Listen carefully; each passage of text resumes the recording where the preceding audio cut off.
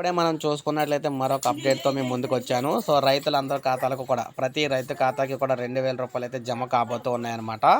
So రైతులకు సంబంధించి బీహార్లోని ప్రధానమంత్రి మోడీ గారు బటన్ అయితే నొక్కబోతూ ఉన్నారు. బీహార్ పర్యటనలో భాగంగా మనకి ప్రధానమంత్రి మోడీ గారు రైతులకు సంబంధించి పీఎం కిసాన్ 19వ విడతలో భాగంగా బీహార్ రాష్ట్రంలో ఈ పథకానికి సంబంధించి నిధులైతే విడుదల చేస్తున్నట్లుగా మనకు అఫీషియల్గా చెప్పడం అయితే జరిగింది. అంటే న్యూస్ రిపోర్ట్ అయితే ఇవ్వడం జరిగిందనమాట.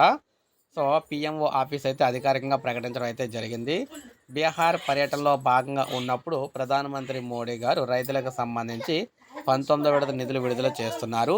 అది కూడా మనం చూసుకున్నట్లయితే సోమవారం నాడు దేశవ్యాప్తంగా ఉన్న రైతులందరికీ కూడా పీఎం కిసాన్కి సంబంధించి 19వ విడత నిధులన్నీ వారి ఖాతాలకు అయితే జమ కాబోతున్నాయని చెప్పేసి అఫీషియల్గా చెప్పడం అయితే జరిగిందనమాట.